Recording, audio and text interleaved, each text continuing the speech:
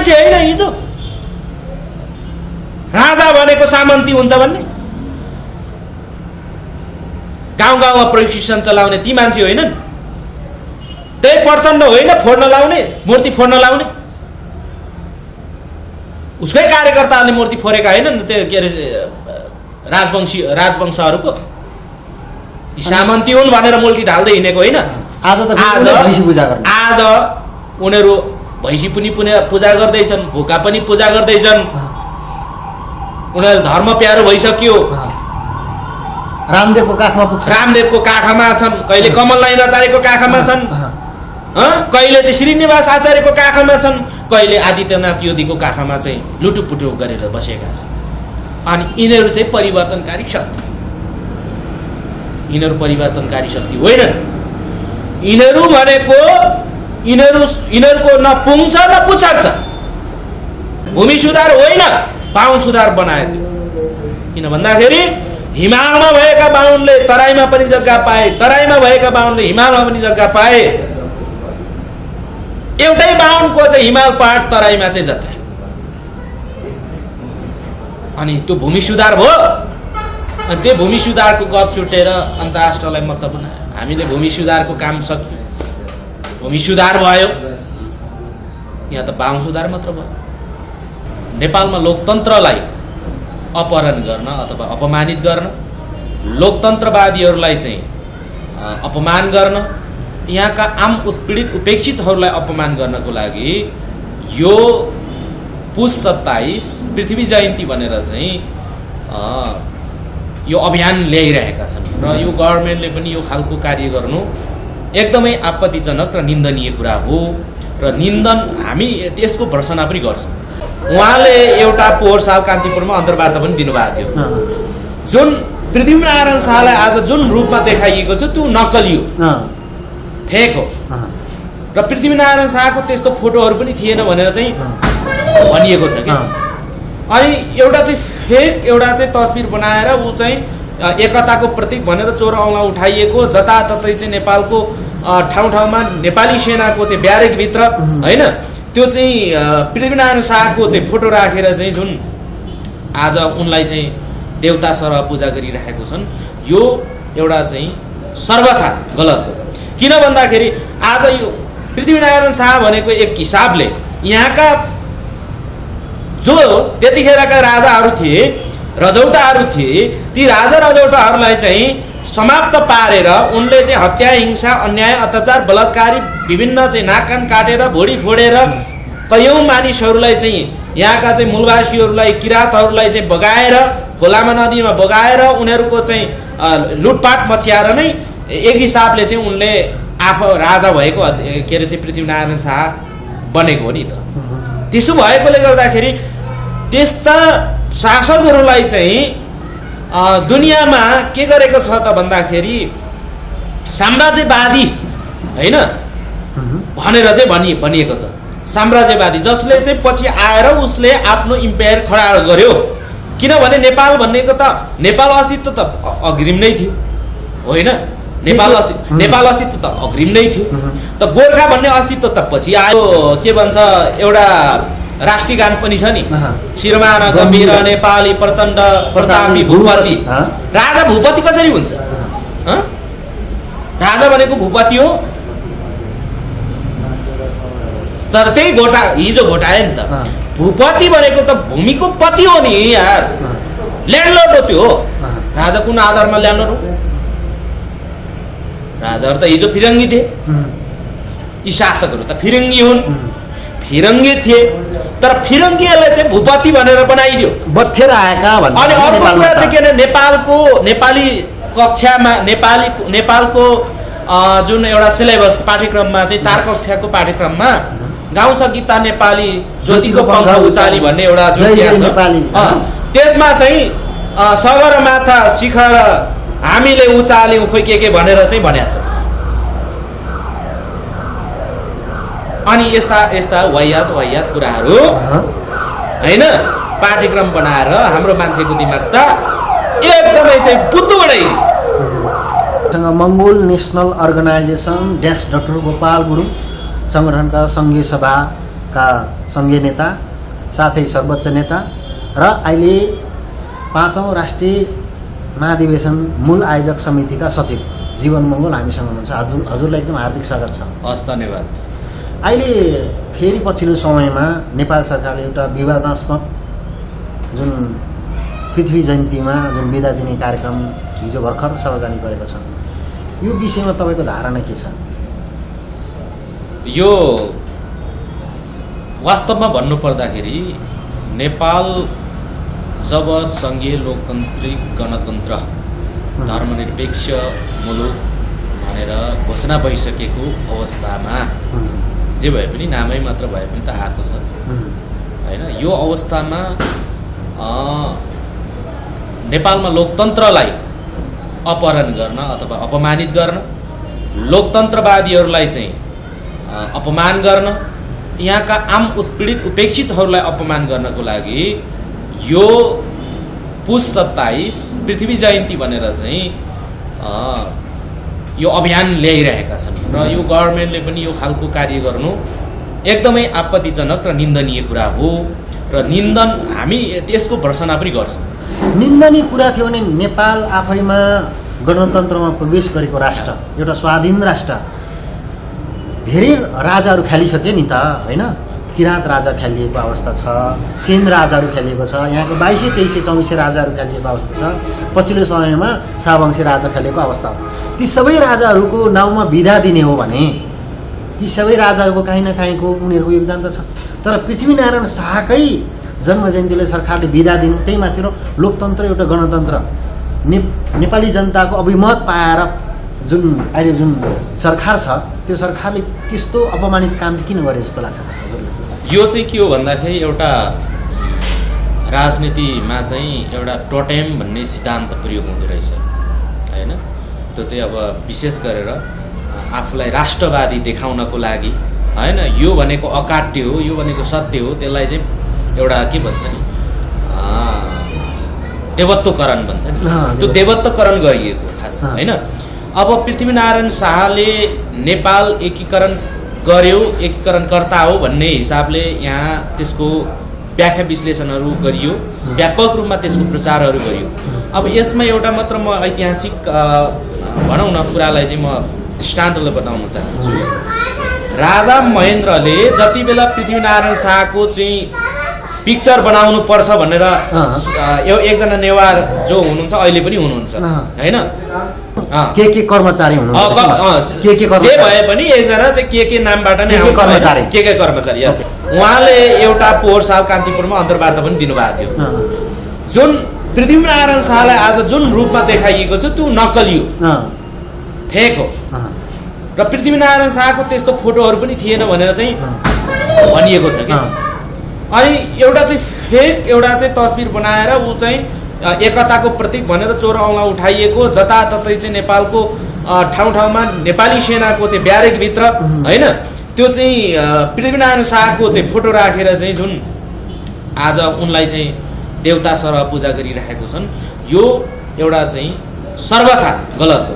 किन भन्दाखेरि आज यो पृथ्वीनारायण शाह भनेको एक हिसाबले यहाँका जो त्यतिखेरका राजाहरू थिए, रजौटाहरू थिए, ती राजा रजौटाहरूलाई चाहिँ समाप्त पारेर उनले चाहिँ हत्या, हिंसा, अन्याय, अत्याचार, बलात्कारी विभिन्न चाहिँ नाक कान काटेर भुँडी फोडेर कयौँ मानिसहरूलाई चाहिँ यहाँका चाहिँ मूलवासीहरूलाई, किराँतहरूलाई चाहिँ बगाएर खोलामा नदीमा बगाएर उनीहरूको चाहिँ लुटपाट मच्याएर नै एक हिसाबले चाहिँ उनले आफू राजा भएको के अरे चाहिँ पृथ्वीनारायण शाह बनेको हो नि त।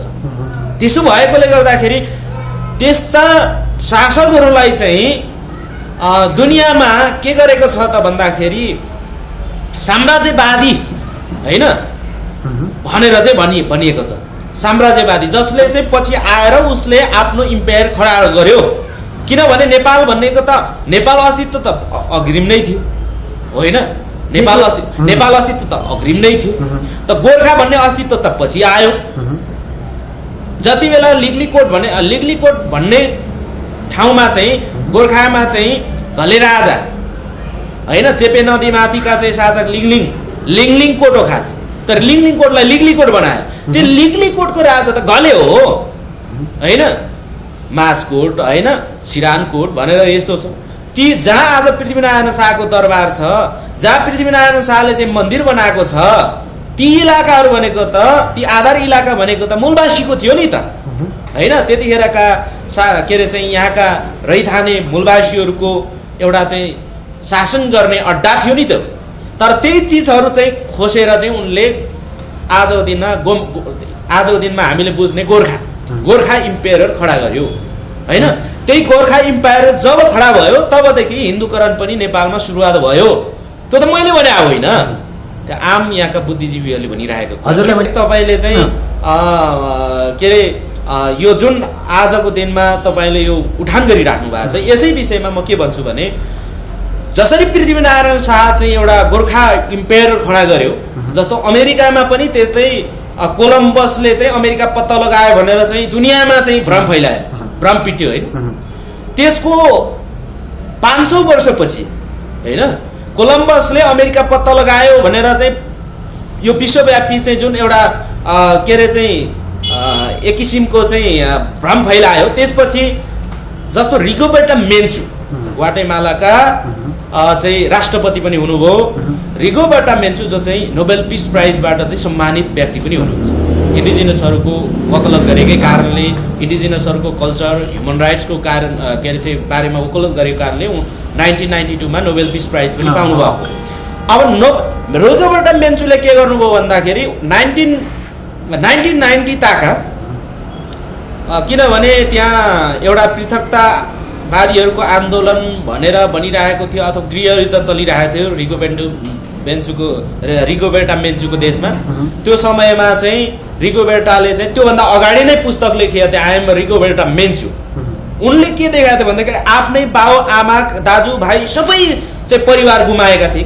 त्यस्तो एउटा चाहिँ भयानक चाहिँ एउटा साम्राज्यवादीहरूले चाहिँ गर्दाखेरि चाहिँ त्यो युद्ध भएको थियो। त्यो युद्धमा चाहिँ आफ्नो बाबुआमाहरू आफ्नो फ्यामिलीहरू चाहिँ गुमाएको पीडा थियो। त्यसपछि उनले त्यो पुस्तक लेख्यो। त्यसपछि निर्वासित हुनु पर्यो कैयौँ वर्ष। निर्वासित हुँदाखेरि उहाँ चाहिँ बाहिर त्यस्तै मूलवासीहरूको आन्दोलन गरिराख्नु भएको थियो। त्यो गरिरहँदाखेरि पछि अमेरिकामा चाहिँ के भयो भन्दाखेरि कोलम्बसको चाहिँ मूर्ति भत्काउने काम सुरु भयो है। अनि जति बेला जसलाई चाहिँ एकताको प्रतीक मान्थ्यो अमेरिकनहरूले, तर उनकै मूर्ति भत्काइयो होइन। त्यति मात्र भएन, कोलम्बसको जन्मदिनकै दिन पारेर चाहिँ रिगोबर्टा मेन्चुले उनको जन्मदिवसलाई चाहिँ बहिष्कार गर्ने भनेर चाहिँ एउटा आन्दोलनै छेडेको पनि इतिहास छ 1990 1992 होइन त्यो ताका। अनि यसरी चाहिँ आज विश्वव्यापी रूपमा चाहिँ जो एकताका प्रतीक भनेर हिजोका राजा महाराजाहरू छन् नि, ती राजा महाराजाहरूले आजको दिनमा भन्यो भने उनीहरूको मूर्ति तोडफोड भइरहेछ। किन? उनीहरू मानवाधिकार विरोधी थिए, उनीहरू मानवता विरोधी थिए, उनीहरू चाहिँ क्रूर थिए, उनीहरू हत्यारा थिए, उनीहरू चाहिँ साम्राज्यवादी थिए होइन। त्यसो भएकोले गर्दाखेरि उनीहरूको चाहिँ शालिग भत्काउनु पर्छ भनेर भत्काउने अभियान पनि स्टार्ट गरि त हाल्यो। तपाईँले थाहा पाउनुभयो, गान्धीको मूर्ति तपाईँले भत्काएको थाहा पाउनुभयो? अफ्रिकन मुलुकहरूमा कन्ट्रीहरूमा गान्धीको मुलुक हटाएर चाहिँ त्यसको ठाउँमा अम्बेडकरको राखिदियो। किन? गान्धी के थिए? नस्लवादी थिए, रेसिस्ट थिए। अमेरिकामा पनि भत्कायो नि गान्धीको मूर्ति, अमेरिकामा पनि भत्कायो, 2 चोटि भत्काइसक्यो गान्धीको मूर्ति। आज जसरी चाहिँ गान्धीलाई चाहिँ होलमा चाहिँ होइन अहिंसाको चाहिँ प्रवर्तक, अहिंसावादी आन्दोलनको चाहिँ पिता, भीष्म पिता भनेर चाहिँ उनीहरूले व्याख्या गरे नि, भ्रम छरे नि। त्यो कुरालाई आजका नागरिकहरूले, आजका 21औं शताब्दीका चाहिँ आम मानिसहरूले बहिष्कार गर्दैछ, मूर्ति तोडफोड गर्दैछ। सत्य तथ्य अनुसन्धान गर्यो। किनभने उनीहरूलाई थाहा भयो नि त, किनभने अम्बेडकरले चलाएको आन्दोलन, अनि चाहिँ के अरे चाहिँ नेल्सन मण्डेलाले चलाएको आन्दोलन, डाक्टर मार्टिन लुथर किङले चलाएको आन्दोलन होइन, अनि चाहिँ त्यसै गरेर चाहिँ रिगोबर्टा मेन्चुले चलाएको आन्दोलनहरू र जुन आज एउटा भन विश्वमा चाहिँ आइडलको रूपमा चाहिँ जबरजस्ती शासकहरूले स्थापित गरेका जुन एउटा चाहिँ मान्छेहरू छन्, व्यक्तित्वहरू छन्, ती व्यक्तित्वहरू चाहिँ एकदमै भिन्न। उनीहरू एक हिसाबले बाहिर पपुलिस्ट जस्तो देखिने तर भित्र चाहिँ एकदम क्रूर र उनीहरू चाहिँ काहीँ न काहीँ त्यहाँको स्थानीय त्यहाँको इन्डिजिनस पिपुलहरूको त्यहाँका चाहिँ संस्कार संस्कृति होइन त्यहाँका चाहिँ जो अल्पसङ्ख्यक भएर चाहिँ बाँचिरहेका जो चाहिँ त्यहाँ चाहिँ एउटा चाहिँ लैङ्गिक विभेदमा परिरहेका आम मानिसहरूको विरुद्धमा उनीहरू थिए होइन। त्यसो हुँदाखेरि उनीहरू चाहिँ के भयो भन्दाखेरि त्यतिखेरको समयमा पपुलिस्ट भयो उनीहरू शासनको वरिपरि भएकोले। तर जब आज चाहिँ के भयो भन्दाखेरि अब न्यू जेनेरेसनले चाहिँ त्यो कुरालाई चाहिँ पत्ता लगायो नि त। के देख्यो त भन्दाखेरि यिनीहरू त नस्लवादी थिए, यिनीहरू त जातिवादी थिए, यिनीहरू त चाहिँ के अरे चाहिँ एकात्मक चिन्तन भएका थिए ब्याकग्राउन्ड त्यो। अनि उनीहरू के हो त उनीहरूको कारणले मान्छे मारिएको छ, उनीहरूको कारणले चाहिँ हत्या हिंसा भएको थियो, उनीहरूको कारणले गर्दाखेरि मानव अधिकारको हत्या भएको थियो। त्यो कुरा उनीहरूले थाहा पाएपछि उनीहरूले तोडफोड गर्न थाले। हो पृथ्वीनारायण शाह पनि सेम त्यही। आज पृथ्वीनारायण शाहको जन्म जयन्ती जय जयकार गरेर जन्म जयन्ती मनाउँछ होइन। तर यो के हो त भन्दाखेरि नेपालको एउटा परिवर्तन जुन एउटा आंशिक रूपमा भएको जुन परिवर्तन छ त्यो परिवर्तनको विरुद्धमा हो। यो माटोमा साँच्चीकै यो के अरे चाहिँ आज राष्ट्रवादको यिनीहरू चाहिँ नारामा चाहिँ हाम्रो मान्छेलाई चाहिँ भुलाइरहेको छ। राष्ट्रवादको नारा लगाएर राष्ट्रवाद भनेको राष्ट्रवादी छवि चाहिँ उहाँ इन्डियन बोर्डरमा चाहिँ के अरे गोली थाप्ने राष्ट्रवादी हुन्छ कि इन्डियाले चाहिँ हाम्रो सीमा मिच्यो, इन्डिया चाहिँ भारतीय साम्राज्य मुर्दाबाद भन्ने चाहिँ त्यो भन्ने फेरि बेलुका चाहिँ उहाँ हो त्यो चाहिँ अब इन्डियन एम्बेसीमा गएर रक्सी खाने अनि उनीहरू चाहिँ राष्ट्रवादी रे अनि गोली थाप्ने मान्छे चाहिँ अराष्ट्रिय रे। जसले सीमाको रक्षा गरिरहेको छ ऊ अराष्ट्रिय रे। अहिले नेपाल अहिले भर्खरै मात्र के भएको छ भने भारतले नयाँ नक्सा जारी गर्यो। तपाईँले 10औं संस्करणको नक्सा जारी गरेको छ, तपाईँले थाहा पाउनु भयो कि भएन होइन। अहिले यहाँ चाहिँ यिनीहरूले के गरिरहेछ भन्दाखेरि यिनीहरू चुप लागेर बसिरहेको छ। अब अलिकति अब भोटिङ माहौल बनाउनको लागि यो अब प्रोपोगन्डा रचना गरिँदैछ। भारतले 10औं संस्करण नक्सा छाप्यो जुन काली नदी चाहिँ सीमा हो भनेर चाहिँ भन्ने जुन एउटा पहिलाको संस्करणमा थियो भने अहिले त्यो काली नदी नै छैन भनेर चाहिँ आइरहेको छ होइन। यो किन यस्ता खालका चाहिँ भारत र नेपालका शासकहरूले चाहिँ यस्ता प्रोपोगन्डा मचाउँछन् भन्दाखेरि यसको ध्येय भनेको हाम्रा मान्छेको दिमागलाई कसरी डाइभर्ट गर्न सकिन्छ, कसरी मोड्न सकिन्छ, कसरी उनीहरूलाई चाहिँ भ्रमित बनाउन सकिन्छ, कसरी राष्ट्रवादको काँटा प्रयोग गर्न सकिन्छ त्यतातिर उनीहरू चाहिँ के छन् व्यस्त छन्। यो तर अब आम यहाँका उत्पीडितहरूले यो कुरा त थाहा पाउँदैन। यहाँका उत्पीडितहरूले त अब यहाँ के छ भने हरेक कुराले चाहिँ पछाडि छ नि त। किन भन्दाखेरि अगाडि थियो भने त आज यो स्थिति भोग्नै पर्दैन थियो। तर त्यो पछाडि भएको राजनीतिक चेतनाको कमी होइन चाहिँ राजनैतिक कुरा थाहा नपाउने, राजनीतिक कुरा थाहा नपाउने अनि चाहिँ यस्ता खालका प्रोपोगन्डाहरू के हो कस्तो किसिमको प्रोपोगन्डा हो भन्ने थाहा नपाउने होइन। एउटा के भन्छ नि के भन्छ एक किसिमको चाहिँ राष्ट्रवादीहरूले चाहिँ जुन लगाउने होइन प्रयोग गर्ने टोटेम सिद्धान्तको कारणले गर्दाखेरि हाम्रो मान्छेले त अब के छ भन्दाखेरि एक हिसाबले हो यिनीहरूले ठिकै कुरा गरे अब। तर त्यो भित्र ठुलो चाहिँ एउटा चाहिँ के अरे उनीहरूले षड्यन्त्रको जालो फ्याँकिरहेको हुन्छ। अनि आज त्यही षड्यन्त्रको जालो फ्याँकिरहेका छन् अनि त्यो राष्ट्रवादीले होइन। अनि त्यो कुरा सुनेर ऊ राष्ट्रवादको नारामा चाहिँ मख परेर हाम्रो मान्छे बोलीमा लोली मिलाएर चाहिँ हिँडिरहेको छ। ऊ बन्दुकको कुन्दा खान तयार छ, ऊ सेनाको बुट आफ्नो छातीमा ठोकोस् भनेर के अरे चाहिँ थाप्न तयार छ, ऊ पुलिसको बुट आफ्नो छातीमा बजारेको देख्न चाहन्छ र के को लागि त भन्दाखेरि राष्ट्र बचाउनको लागि। तर अनाहकमा मान्छेलाई त्यहाँ चाहिँ किन उचाल्ने र पछार्ने काम यो राष्ट्रवादको नाराले गरिरहेको हुन्छ। आज पृथ्वीनारायण शाहको पनि त्यही हो। आज पृथ्वीनारायण शाह राष्ट्रवादी थिए भनेर चाहिँ उनीहरूले एक किसिमको बनायो। तपाईँलाई म भन्छु नेपालमा विद्यालय स्कुलहरू पढाइ हुन थालेको कहिलेदेखि भन्दाखेरि नेपालमा विद्यालय खोलिन थालेको भनेको एउटा चाहिँ सर्वसाधारण नागरिकले पढ्न पाउन थालेको समय भनेको त 2007 सालभन्दा यता त 2019 जो चाहिँ महेन्द्रको कालदेखि। तर महेन्द्रले पनि कसरी गर्यो थाहा छ? महेन्द्रले कसरी गर्यो भन्दाखेरि पृथ्वीनारायण शाहलाई चाहिँ राष्ट्रनायकको वरिपरि राखेर बुझ्नुहोस् है उनले महेन्द्रमाला भनेर रचना गरे। त्यो महेन्द्रमाला भनेको के हो भन्दाखेरि सबै कुरो त्यहाँ महेन्द्रमालामा के छ भन्दाखेरि पृथ्वीनारायण शाहको स्तुतिगान गाइएको छ। महेन्द्रभन्दा अगाडिका राजाहरूको त्यहाँ साराका सारा स्तुतिगान गाइएको छ के, बुझ्नुभयो नि।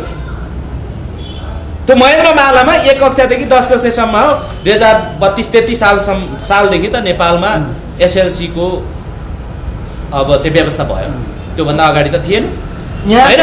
त्यो महेन्द्रमाला पढिसकेपछि के भयो त भन्दाखेरि त्यतिखेरका पढे लेखेका मान्छेहरू पनि सिमेन्टेड माइन्ड होइन, अब सिमेन्टेड माइन्ड भयो। अब कस्तो भन्दाखेरि जे पढ्यो त्यही, त्यो कुराले त उसले त त्योभन्दा अगाडि र पछाडिको इतिहास भविष्य त देखेन। अब के भयो भन्नुहुन्छ भन्दाखेरि महेन्द्रमाला लटायो, पृथ्वीनारायण राष्ट्रनायक त भयो नै, किन भन्दाखेरि त्यही कुरा पढेको छ मान्छेले, त्यही कुरा नै अभिव्यक्ति गर्ने भयो। तर त्योभन्दा अगाडि त नेपाल थियो नि, तर मान्छेले यहाँ के भन्छ त्योभन्दा अगाडि के अरे चाहिँ नेपाल थिएन, त्योभन्दा अगाडि अस्तित्व थिएन। यदि त्यसो हो भने होइन, आजको दिनमा पृथ्वीनारायण शाहले नै यो एकीकरण गरेको चाहिँ के अरे हो भने त्योभन्दा अगाडिको राजाहरू चाहिँ के कहाँको राजा हो? ती भारतका राजा थिए तिनीहरू। मेरो प्रश्न कहाँनिर भन्दाखेरि आज जुन हिसाबले चाहिँ पृथ्वीनारायण शाहलाई राष्ट्रनायक घोषणा गरिँदैछ यो सर्वथा काल्पनिक कुरा हो कि, सर्वथा यो त बनी बनाएको कुरा हो, झुट कुरा हो। तर एउटा कुरा चाहिँ के सत्य हो भन्दाखेरि उनले आफ्नो साम्राज्य चाहिँ विस्तार गरेको हो। किन भन्दाखेरि सबैभन्दा पहिलाचोटि गोर्खामा आक्रमण गरे अथवा आजको गोर्खामा आक्रमण गरे अनि गोर्खा भनेर विस्तार गरे। गोर्खाको नाममा नै आजसम्म अभ्यास भइरहेको। अब यो गोर्खाको नाम हट्न थालेको त जम्मा कति वर्ष भयो? हिजोको दिनमा गोर्खा प्रकाशिनी भाषा भनेर चाहिँ बनाएको नै नेपाली भाषा हुनुभन्दा अगाडि तपाईँले इतिहास थाहा छ। 2007 सालभन्दा अगाडिको हेर्नुहोस्, गोर्खा प्रकाशिनी भाषा के अरे चाहिँ भाषा भनेर थियो, अनि पछि चाहिँ नेपाली भाषामा रूपान्तरण गर्यो। यसमा को लागेका छन् त्यो पनि हामीलाई इतिहास थाहा छ। नेपालमा चाहिँ यो के अरे चाहिँ आज गोर्खा भाषालाई चाहिँ पर्वते भाषा भनेर भनिएको भाषा अहिले हाम्रो गाउँतिर पनि पर्वते भाषा नै बोल्छ होइन। त्यो पर्वते भाषा त पहिला दार्जिलिङका होइन त्यहाँका चाहिँ नेपाली भाषी भनौँ न त्यतिखेरका चाहिँ साहित्यकारहरू होइन अभियन्ताहरूले नेपालमा यो जबरजस्ती यो भाषा स्थापित गरेको। अस्ति मैले तपाईँले पनि सेयर गरेको मैले देखिरहेको थिएँ कि गोर्खापत्रमा चाहिँ 2054 सालमा छापिएको मैले चाहिँ एउटा पत्रिकाको कटिङ त मैले फालेको थिएँ नि। जबकि मैथिली भाषा प्रयोग गर्न दिएन त्यति बेला, जबकि मैथिली पनि अनि नेवारी पनि दुईटा भाषा प्रयोग गर्न दिएको छैन। ल हेर्नुहोस्, अब त्यो त्यतिखेरको कुरा पनि, तर आजको दिनमा पनि नेवारहरूले चाहिँ भाषा बोल्यो भनेर 1 वर्ष अगाडि अभियन्ताहरूलाई समायो र जेल पनि हाल्यो है। अनि अझको कुरा चाहिँ 1956 चाहिँ रञ्जना लिपि चाहिँ हाम्रो दर्ता छ, युनाइटेड नेसनमा होइन। हाम्रो साँचो भाषा चाहिँ फेरि त्यो होइन, नेपालको एउटा चाहिँ अद्वितीय एउटा चाहिँ भाषा हो, अद्वितीय एउटा चाहिँ त्यसमा कला पनि छ। जुन रञ्जना लिपि छ नि, रञ्जना लिपि भनेको एउटा कला पनि छ के, त्यहाँ चित्र सिङ्गो चित्र छ। जुन त्यो लिपि छ नि, त्यो लिपि जान्ने मान्छेले चाहिँ साधारण एउटा चाहिँ असाधारण तरिकाले उसले चाहिँ एउटा चित्रकला प्रदर्शन गर्न सक्छ क्या। त्यस्तो लिपिहरू छन् होइन। त्यस्तो एउटा चाहिँ नेपालको अस्तित्व इतिहासलाई रिप्रेजेन्ट गर्ने त्यस्तो लिपिहरू छन्, भाषाहरू छन्। ती भाषाहरू त आज किन बाहिर छन्। अनि जबरजस्ती महेन्द्र मार्गीय चिन्तन भनेकै के हो त भन्दाखेरि एक भाषा, एक धर्म, एक संस्कृति, एउटै राजा एउटै देश, एउटै राजा एउटै देश, एउटै देश एउटै भाषा, एउटै भाषा। अनि उनले चाहिँ त्यो एउटा नारा लगाएर होइन राजा एउटै देशको, अनि चाहिँ त्यति बेला यो के भन्छ एउटा राष्ट्रिय गान पनि छ नि, शिरमान गम्भीर नेपाली प्रचण्ड प्रतापी भूपति। राजा भूपति कसरी हुन्छ? राजा भनेको भूपति हो, तर त्यही हिजो घोटाए नि त। भूपति भनेको त भूमिको पति हो नि यार, ल्यान्डलर्ड हो त्यो। राजा कुन आधारमा ल्यान्डलर्ड हो? राजाहरू त हिजो फिरङ्गी थिए, यी शासकहरू त फिरङ्गी हुन्, फिरङ्गी थिए, तर फिरङ्गीहरूले चाहिँ भूपति भनेर बनाइदियो, बत्थेर आएका भन्छ। अनि अर्को कुरा चाहिँ के अरे नेपाली कक्षामा नेपालको जुन एउटा सिलेबस पाठ्यक्रममा चाहिँ 4 कक्षाको पाठ्यक्रममा गाउँछ गीता नेपाली ज्योतिको पङ्ख उचाली भन्ने एउटा जुन छ, त्यसमा चाहिँ सगरमाथा शिखर हामीले उचाल्यौँ खोइ के भनेर चाहिँ भनेको छ। अनि यस्ता वाहियात कुराहरू होइन पाठ्यक्रम बनाएर हाम्रो मान्छेको दिमाग त एकदमै चाहिँ बुद्धु बनाइदियो। न त त्यसले ज्ञान दियो, अर्थात् न त त्यसले चाहिँ रोजगार दिने वातावरण बन्यो, न त उसले सिप सिक्न सक्यो। उसले चाहिँ उसँग त सिप नै भयो। एउटा कुरा त यहाँ उसले के सिकायो त भन्दाखेरि उसले त कर्मकाण्ड कुरा सिकायो, उसले त राजा महाराजाको चाहिँ स्तुतिगान सिकायो। फेरि त्यो पनि होइन, अनि त्यही कुरा नै राष्ट्र आजको दिनमा उनीहरूले राष्ट्रवाद भन्छन्। फेरि अर्को कुरा गएर जीवनजी हामीले के कुरा जोडौँ भन्दाखेरि राणाहरूले हाम्रो मान्छेलाई 104 वर्ष जुन जघन्य राणाकालीन शासन चलाएर हाम्रो मान्छेलाई पूर्ण रूपमा चाहिँ शिक्षाबाट अधिकारबाट वञ्चित गरे। तर राजा महेन्द्रलाई जो अहिलेको मानिसहरूले राजा महेन्द्र चाहिँ एक किसिमको उत्तम राजा थिए, उत्सव राजा थिए, स्वतन्त्र राजा थिए, अलिकता डिप्लोमेसी राजा थिए भनिरहँदाखेरि हाम्रो मान्छेलाई शिक्षाको प्रणाली अपनाएर पुरै अघि तपाईँले जुन प्लास्टर माइन्ड भन्नुभयो, हाम्रो मान्छेलाई एउटा एक किसिमको सुगा बनाएर प्यारालाइसिस होइन, माइन्ड प्यारालाइसिस बनाएको त हो नि।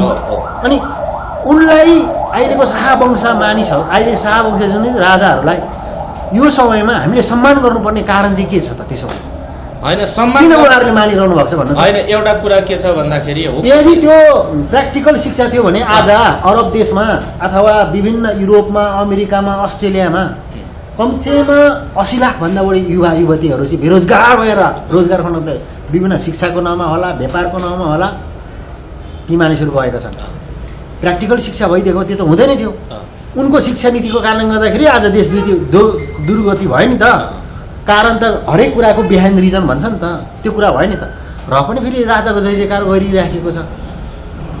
वास्तवमा भन्ने हो भने त्यति बेला जब राणाहरू फ्याकेपछि फ्याकिनुमा त ठुलो एउटा सङ्घर्ष छ नि। इतिहास, नेपाली इतिहासमा राणा फ्याकिनुको एउटा ठुलो सङ्घर्ष छ। तर सङ्घर्षको क्रममा त्यतिखेर राणाहरूले पनि राजा त्रिभुवनलाई चाहिँ पिंजडामा राखेको थियो होइन राणाहरूले। अनि त्यतिखेरका चाहिँ अब जल्दा बल्दा होइन एउटा चाहिँ ब्रिटिस इन्डियाको समय हुँदाखेरि अब त्यता जागिर खाएर अलिकै टाटोबाटो भएका बुद्धिजीवी अनि त्यहाँ चाहिँ लाउरे भएर चाहिँ सङ्घर्ष गरेका होइन, त्यहाँबाट प्रेरित भएर आएर चाहिँ नेपालमा विद्रोह गरे। कसले भन्दाखेरि लखन थापा मगर जस्ता व्यक्तिहरूले गरे होइन। त्योभन्दा अगाडि नेपाली जङ्गीयकै शासन सत्ताकालमा पनि श्रीपति गुरुङ होइन, सुखदेव गुरुङहरूले चाहिँ सङ्घर्ष गरेका छन् है। अनि रामप्रसाद आयरहरूले पछि 183 जनाको पल्टन खडा गरेर चाहिँ जङ्गीलाई चाहिँ क्याप्चर गर्न चाहिँ अभियान चाल्यो होइन। त्यसरी चाहिँ गर्दै जाँदाखेरि सिंहदरबारसम्म आइपुग्दाखेरि एउटा रामप्रसाद राईले चाहिँ एउटा फाइनल गेम खेलिरहँदाखेरि उता बाहुन, राजा र राणा मिलेर चाहिँ के गरे, त्रिपक्षीय सम्झौता दिल्लीमा गरे। नेपालको भाग्य नै त्यहाँ, दुर्भाग्य नै त्यहाँबाट सुरुवात। किन भन्दाखेरि त्यो चाहिँ एउटा आम यहाँका नागरिकको होइन के अरे चाहिँ यहाँको चाहिँ एउटा भनौँ न यहाँका नेपाली जनताको पक्षमा त्यो सहमति भएन, राजाको पक्षमा भयो। अनि के भयो भन्दाखेरि राजा त्रिभुवन त राजा बने है, राजा त्रिभुवन बने। अब राजा त्रिभुवन बन्दाखेरि पनि उसको सल्लाहकार त सबै इन्डियनहरू थिए, इन्डियाबाटै उतैबाट पठाएको थियो। एउटा कुरा थियो, अर्को कुरा मोहन शमशेर प्रधानमन्त्री थियो। अनि मोहन शमशेर राणा प्रधानमन्त्री भयो होइन। मैले भने त्रिपक्षीय भने नि, त्रिपक्षीय भनेको को त भन्दाखेरि बाहुनहरूको राणाहरूको र राजाको त्रिपक्षीय सम्झौता थियो के। त्यो सम्झौताले गर्दाखेरि नेपालको भाग्य त्यहीँबाट चाहिँ के भयो भन्दाखेरि खत्तम भयो होइन। त्यहीँबाट चाहिँ नेपालको दुर्भाग्य सुरुवात भयो। अनि अब पछि के भयो, ल ठिक छ आंशिक रूपमा भए पनि प्रजातन्त्र भनेर चाहिँ भनियो। प्रजातन्त्र राजा सहितको प्रजातन्त्र डेमोक्रेसी भनेर चाहिँ उनीहरूले संवैधानिक राजतन्त्र भनेर चाहिँ उनीहरूले ल्याए। तर त्यो भएको राजतन्त्रलाई पनि समाप्त गरेको त के अरे चाहिँ प्रजातन्त्रलाई नै समाप्त गरेको त फेरि कसले हो? गरेको त आखिर राजाले हो नि, महेन्द्रले। अनि महेन्द्रले चाहिँ कुशासन सुरुवात गरेको। राजा महेन्द्रले कुशासन सुरुवात गरे। अब उनले सबै मान्छेको मुख थुनेर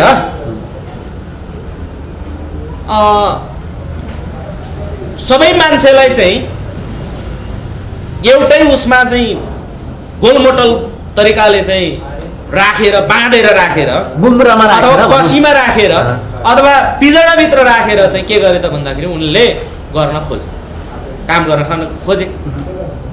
तर त्यो के हो भन्दाखेरि नि स्वतन्त्रता सहितको लोकतन्त्र अथवा प्रजातन्त्र उनीहरूको भाषामा भनौँ न, उनीहरूले चाहिँ बोल्ने त प्रजातन्त्र, तर प्रजातन्त्र भनिसकेपछि राजा त हुन्छ। त्यतिखेर राजा भएकोले मैले प्रजातन्त्र भने। स्वतन्त्रता सहितको प्रजातन्त्र हुनु पर्यो नि, हो कि होइन? तर राजा सहितको प्रजातन्त्र थियो, तर त्यहाँ स्वतन्त्रता भएन। त्यो के भयो भन्दाखेरि स्वतन्त्रताको के अरे चाहिँ राजाले चाहिँ के गरे, स्वतन्त्रताको अपहरण गरे। अपहरण गरेपछि त्यहाँ चाहिँ के भन्दा भन्दाखेरि त्यो पञ्चायत पनि त टिकेन नि त, टिक्यो त 2046 मा ढलेकै कारण त्यही त हो। एउटा कम्प्यारिजन एउटा टोनी हेगनले चाहिँ एउटा उनको पुस्तकमा लेखेका छन्। उनको पुस्तक चाहिँ नेपालको के अरे चाहिँ प्रजातान्त्रिक अभियाकरणको विषयमा चाहिँ उनले लेखेका छन् कि स्विजरल्यान्ड होइन, स्विजरल्यान्डको विषयमा चाहिँ उनले के भनेका छन् भने संसारमा डेमोक्रेसी चाहिँ अत्यन्तै प्रभावकारी र अत्यन्तै चाहिँ दिगदरिलो स्विजरल्यान्डमा भयो र यो अद्वितीय प्रजातन्त्र भनेका छन् के उनले डेमोक्रेसीको रूपमा लिएका छन्।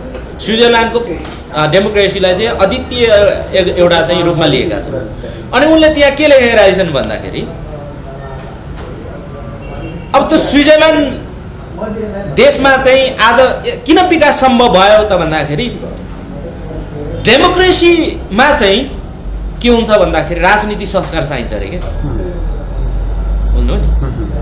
जब त्यो डेमोक्रेसीमा पार्टीहरू होइन लिडरहरूमा चाहिँ राजनीतिक चरित्र र संस्कार भएन भने चाहिँ पोलिटिकल त्यो डिसिप्लिन भएन भने चाहिँ के हुन्छ, त्यहाँ कहिले पनि चाहिँ प्रजातन्त्र चाहिँ इस्टाब्लिस हुन सक्दैन। र अर्को कुरा चाहिँ के हुन्छ, अनि त्यस्तो अवस्थामा चाहिँ के गर्छ त भन्दाखेरि त्यसलाई चाहिँ अब भनौँ न अहिले नेपाली भाषामा के अरे चाहिँ प्रतिगमनकारी भन्छ नि, ती प्रतिगमनकारी शक्तिले चाहिँ के गर्छ अरे त भन्दाखेरि अनि त्यो उसँग त्यसको संस्कार राजनीतिक संस्कार नभएकोले गर्दाखेरि समस्या निम्त्यो।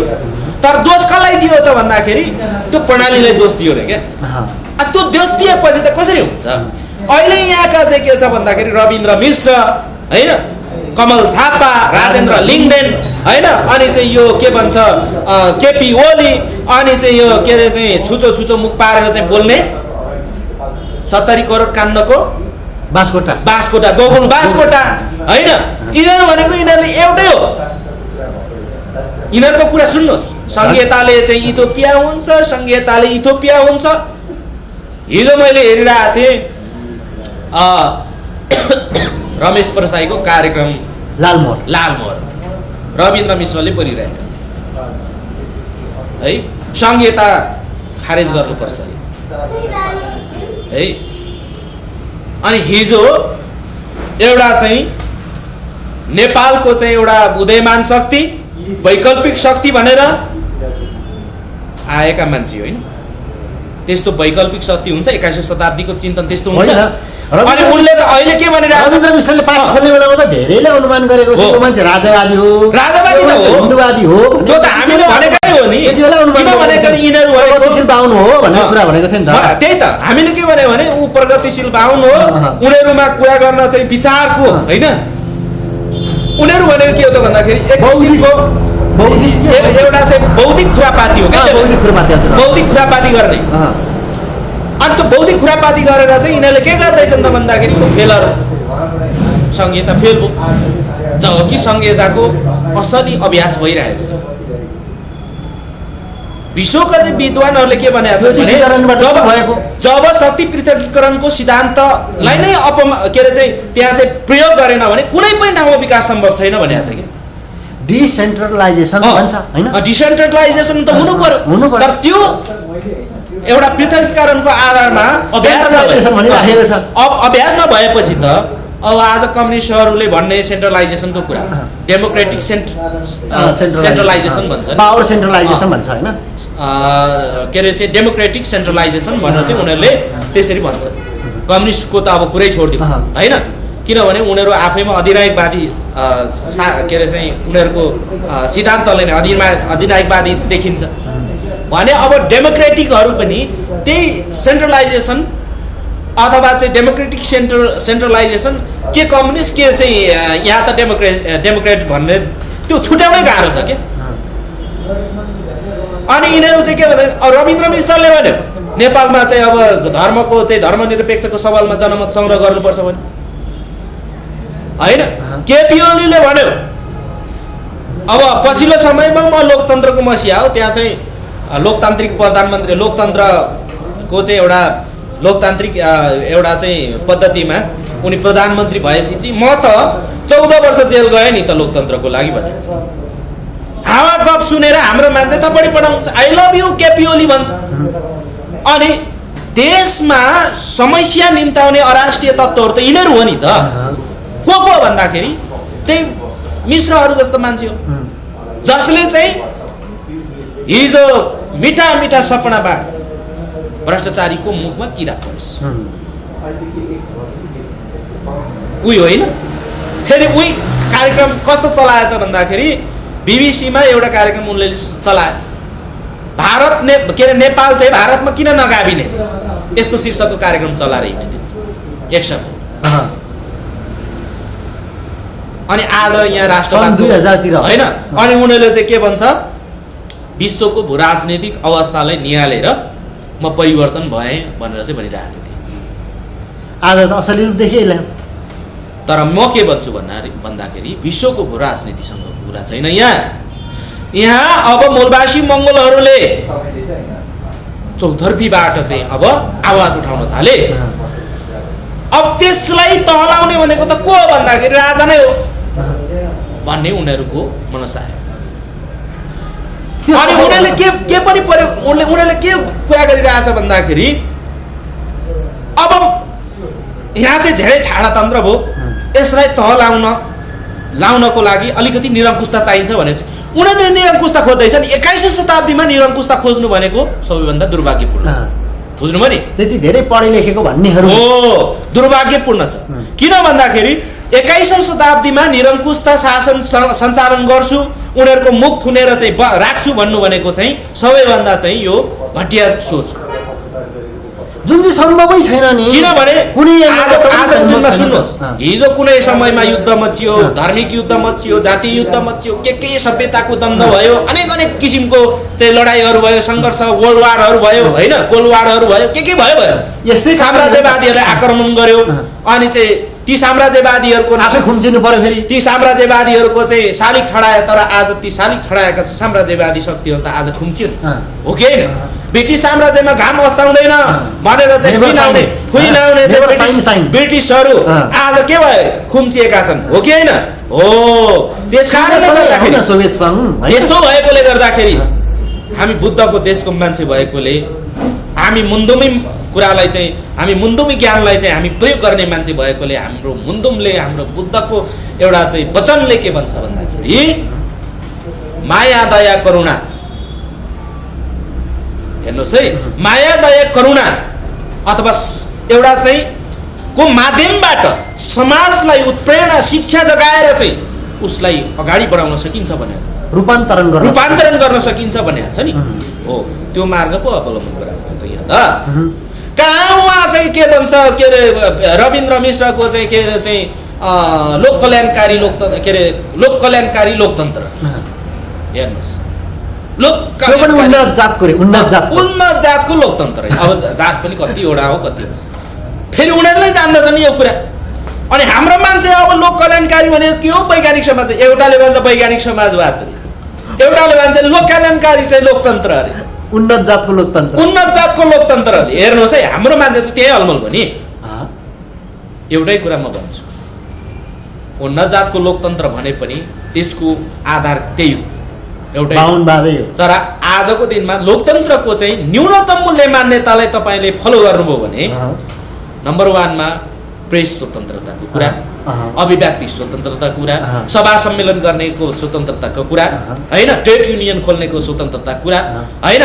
मानव अधिकारको चाहिँ कार्यान्वयन गर्नेको कुरा हैन शिक्षा स्वास्थ्य रोजगारको कुरा लोकतन्त्रको न्यूनतम मूल्य त्यो फलो गर्यो भने भएन पहिला 3वटा थियो अहिले 6वटा तर किन त्यसलाई अझै वैज्ञानिक लोकतन्त्र बनाउनु किन त्यसलाई अझै वैज्ञानिक समाजवादी बनाउनु पर्यो उन्नत जात किन बनाउनु पर्यो किन अनेक लेपन लाउनु पर्यो कुरा त एउटै हो तर मान्छेलाई के भने दिप्रवित बनाउनको लागि आफ्नो राजनीतिक कोटी सेकाउनको लागि के भन्दाखेरि उन्नत जातको रे लोक कल्याणकारी रे अनि चाहिँ वैज्ञानिक समाजवादी रे के वैज्ञानिक समाजवादी तपाईले किताबी के रे चाहिँ मार्क्सले चाहिँ के रे चाहिँ त्यो के रे चाहिँ रचना गरेको एउटा सोच उनले चाहिँ जन्माएको सोचबाट चाहिँ विकसित भएको एउटा रूप हो त्यो तर त्यो त्यसको सार त्यसको रूप त एउटै थियो तर आज के भने त्यसबाट पनि अरु वैज्ञानिक थपिदियो हेर्नुहोस् अनि वैज्ञानिक भनेको त खतरा हो के वैज्ञानिक सबैभन्दा ठुलो कुरा चाहिँ के हाइपोथेटिकल ड्रिम भन्छ यो चाहिँ के भन्दाखेरि एउटा चाहिँ के भन्छ एउटा चाहिँ यो चाहिँ काल्पनिक क्या हाइपोथेटिकल ड्रिम काल्पनिक कल्पना गरेर सोचेर बनाएको कल्पना गरेर सोचेर अथवा त्यो काल्पनिक कुरालाई चाहिँ ल्याएर यो देशमा परिवर्तन हुन्छ समस्या समाधान हुन्छ अनि यसरी चाहिँ अब यो देशमा के गर्दैछन् त भन्दाखेरि एउटा चाहिँ नेपालको वास्तविकता भन्दा टाढा अनि यो भूगोलको वास्तविक एउटा चाहिँ रोग पहिचान नगरिकन अनि उहाँ कहाँको मार्क्सवादी दृष्टिकोण कहाँको चाहिँ लेनिनवादी दृष्टिकोण उहाँ चाइनामै हैन अब लगभग चाहिँ फेल भइसकेको चाहिँ कम्युनिस्ट के अरे माओको कुरा हैन अनि त्यही नाम बेचेर चाहिँ यहाँ आफ्नो रोटी सेकाउने आफ्नो चाहिँ भात पकाउने काम गरिरहेछ अनि त्यही मान्छेहरू आजको दिनमा के गर्छन् ल हजुर भनेर चाहिँ शालिक मुनि चाहिँ पृथ्वीनारायण शरणम गच्छामि भन्दै जान्छ हामी विषयान्तर धेरै भयौँ अब यो पृथ्वीनारायण शाहको जुन विवादात्मक जुन पछिल्लो सरकारको जुन निर्णय छ नि आफैमा लोकतन्त्रमाथि अपमान हो एउटा 17,000 मानिसहरूले जुन बलिदान दिएको छ 62-63 मा त्यत्रो बलिदान दिएको छ राजतन्त्र त्यसरी फैलियो र पनि यसरी चाहिँ पछिल्लो समयमा यो ल्याउनुको कारण कतै राजतन्त्र ल्याउनुको लागि यो प्राइस होइन भन्ने त छ नि राजतन्त्र त्यति सजिलै नेपालमा आउँदैन हैन किनभने चान्चुने बलिदान चान्चुले सङ्घर्ष ले नेपालमा लोकतन्त्र आएकै होइन बुझ्नुभयो ठुलै सङ्घर्ष छ तर एउटा कुरा चाहिँ के बुझ्नु जरुरी छ भन्दाखेरि चनाखो हुनुपर्ने कुरा चाहिँ नेपालमा एमाले काङ्ग्रेस माओवादी हैन राप्रपा शक्तिहरू चाहिँ त्यसमा भनौँ न एउटा काङ्ग्रेस एमालेको कुरा गरौँ बेसी काङ्ग्रेस एमालेहरूले नेपालमा संघीयता लोकतन्त्र धर्मनिरपेक्ष संघीयता र समावेशी अथवा चाहिँ समानुपातिक जस्ता मुद्दाहरू उसले आफ्नो केन्द्रीय दस्तावेजमा आधिकारिक रूपमा ल्याएको कहिले हो है माओवादीले चुनमाङ बैठकबाट हो 2061 62 ताका 60 सालपछि 60 सालपछिको कुरा हो सबै हैन। एमाले अथवा दलको मिटिङ दिल्लीमा भएपछि भनौँ न, एमालेको चाहिँ माधव कुमार नेपाल 2058 मा चाहिँ राजाको पाउमा चाहिँ बिन्ती पत्र चढाउन गएको प्रधानमन्त्री बनाइ बक्सियोस् भनेर है। अब काङ्ग्रेसकै कुरा गर्नु, पटक पटक मन्त्री खायो, पटक पटक चाहिँ सरकार चलायो, राजासँग चाहिँ दोस्ती घाँसेर चलायो है। अब यिनीहरू कुन मान्नेबाट चाहिँ लोकतान्त्रिक शक्ति थिए त? थिएनन्। कुन मान्नेबाट सङ्घीय शक्ति थिए त यी? तर के भयो भन्दाखेरि जब 2064 सालपछिको एउटा अन्तरिम संविधान 2063 मा जारी भयो, त्यसपछिको परिदृश्य के हो भन्दाखेरि नेपालमा जो साँच्चीकै वास्तविक संघीयतावादी, लोकतन्त्रवादी, धर्मनिरपेक्षवादी र यहाँ चाहिँ समुन्नत एउटा समानता चाहने शक्तिहरू छ नि, ती शक्तिहरू आए पनि केही आंशिक रूपमा आए, केही छिटफुट र कतिपय त बाहिरै रहे। जस्तो गोपाल गुरुङ जस्तो व्यक्तिहरू बाहिर रहनु पर्यो हैन, किनभने एक किसिमले गोपाल गुरुङहरूको चाहिँ घाँटी याकेर राख्यो हैन। तुरन्तको तुरन्त त्यहाँबाट जनताबाट चाहिँ एउटा भनौँ न एक किसिमको विश्वास जितेर आउन वातावरण उहाँहरूले त्यो समयमा हामी थिएनौँ, उहाँहरूले त्यो गर्न सक्नु भएन, अथवा त्यतिखेर उहाँलाई सहयोगीहरूले त्यो गराउन सकेन। नसकेको कारणले के भयो त भन्दाखेरि गोपाल गुरुङ जस्ता व्यक्तिहरू बाहिरै रहनु पर्यो, कयौँ लोकतान्त्रिक शक्तिहरू चाहिँ बाहिर रहनु पर्यो। र पनि आंशिक रूपमा भए पनि आएका 2065 पहिलो संविधान सभामा आएकाहरूलाई चाहिँ के गरिदियो त भन्दाखेरि दुहाइदियो हैन। 2000 के अरे चाहिँ अन्तरिम के अरे चाहिँ के भन्छ यो पहिलो संविधान सभा दुहाइदिएपछि के भयो भन्दाखेरि दिल्लीको 12 बुँदे समझदारीमा भएका कुराहरू हैन, न्यूनतम शर्तहरू, अन्तरिम संविधानले दिएको म्यान्डेटहरू, अन्तरिम संविधानले चाहिँ गरेको मार्गनिर्देशहरू, ती सबै के भयो रड्डीको टुकरी भयो। अनि दोस्रो संविधान सभा आयो। दोस्रो संविधान सभामा पनि के भयो? दोस्रो संविधान सभामा ती पहिलो संविधान सभामा जित्नेहरूलाई सबै सुवा बनाइदियो हैन, योजनाबद्ध तरिकाले सुवा बनाइदियो है, सबै हराइदियो। अनि यिनीहरू आए र नेपालको संविधान भयो। त्यही भएर नेपालको संविधान यदि 65 सालमै पहिलो संविधान सभाले नै संविधान जारी गरेको भए लगभग 60 देखि 75% चाहिँ अधिकारीहरूको चाहिँ यहाँको चाहे जस्तो चाहिँ एउटा अधिकारहरू सुरक्षित हुन्थे भन्ने आकलन थियो। तर त्यो आउँछ भनेर नै उनीहरूले त्यो कटौती गर्नको लागि नै, त्यसलाई चाहिँ डिसमिस गर्नको लागि नै के गरे भने 12 बजी राति चाहिँ पहिलो संविधान सभा डिस्पोज गरिदियो हो। दोस्रो संविधान सभाले चाहिँ ल्यायो, तर दोस्रो संविधान सभामा ती परिवर्तनकारी शक्तिहरू, ती आन्दोलनकारी शक्तिहरू सबै आए, बाहिर आए, सडकमा फालिदियो है, सडकमा फालिदियो। यस कारणले गर्दाखेरि नेपालमा यो चाहिँ के छ भन्दाखेरि यिनीहरूले चाहिँ आज राजतन्त्रवादीहरूले पनि मौका पाएका, तर असली लोकतन्त्र धर्मनिरपेक्षवादीहरू आएको भए यिनीहरूले कुनै मौकै पाउँदैन थियो, ल यति चाहिँ ग्यारेन्टी हो। तर आज के भयो भन्दाखेरि जोसँग लोकतान्त्रिक चरित्र थिएन, जोसँग चाहिँ लोकतान्त्रिक मुद्दा थिएन, ती मान्छेहरू आए नि त आज, जसले त यहाँ साम्यवादी शासन निर्माण गर्छु भनेर चाहिँ आन्दोलन गर्नेहरू, सङ्घर्ष गर्नेहरू पो आइपुगे त यहाँ लोकतान्त्रिक बनेर। नेपालको असली लोकतन्त्रवादीहरू त सबै कुनामा छन्, सबै रोडमा छन्, सबै चाहिँ ग्रामीण भेगमा छन् यार। अनि अब उनीहरू चाहिँ साम्यवादीहरू, कम्युनिस्ट भन्नेहरू, हामी माओवादी भन्नेहरू त आज लोकतान्त्रिक के अरे चाहिँ हामी लोकतन्त्रवादी भन्न थाले। कुरो यहाँनिर बिग्रियो कि। अनि त्यो के त्यसै कारणले के भयो भन्दाखेरि आज लोकतन्त्र बदनाम भयो। अनि यस कारणले गर्दाखेरि नै के भयो त लोकतन्त्र बदनाम गरिसकेपछि यिनीहरूले मौका पाएको हो, प्रतिगमनकारीहरूले, पुरातनवादी सोच चिन्तन भएकाहरूले, अनि चाहिँ यो अधिनायकवादी के अरे चाहिँ सोच भएकाहरूले आज त्यो मौका पाएको। तर म के भन्छु भने चाहे त्यो प्रचण्डले बचाओस् नबचाओस् लोकतन्त्र संघीयता, त्यो चाहे चाहिँ अरू कुनै पनि पोलिटिकल पार्टीले बचाओस् नबचाओस्, तर त्यसको लागि अन्तिम घडीसम्म हामी लड्छौँ, हामी सङ्घर्ष गर्छौँ। तर हामीलाई यो देशमा कुनै राजाको पूजा गर्नु छैन, कसैले पुज्छ उसको अधिकार हो। कसैले ढोक्छ उसको अधिकार हो। म तपाईँलाई के दृष्टान्त बताउँछु भने जब मदनाथ परिश्रितले कुनै समयमा चाहिँ यो देशमा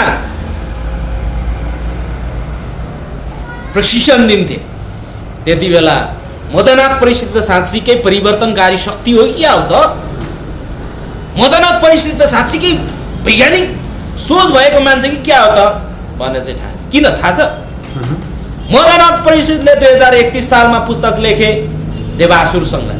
त्यो के भनेको छ थाहा छ? देवासुर संग्राममा उनले चाहिँ के भनेका छन्? राम कृष्ण विष्णु शिव भनेको त यी सबै काल्पनिक हुन् भनेका छन्।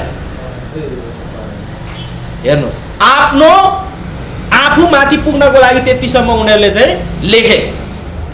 जब आफू माथि पुग्यो त्यसपछि उनीहरूले के भने थाहा छ? नेपालमा पृथ्वीनारायण शाहको जय जयकार गरेर 2063 साल 62-63 छेकमै एउटा पुस्तक लेख्यो। मदनाथ परिश्रितले चाहिँ एउटा कवितांशको गाउँदै उनले पृथ्वीनारायण शाहको शालिगमा ढोक्यो। त्यही मान्छे होइन हिजो राजा भनेको सामन्ती हुन्छ भन्ने?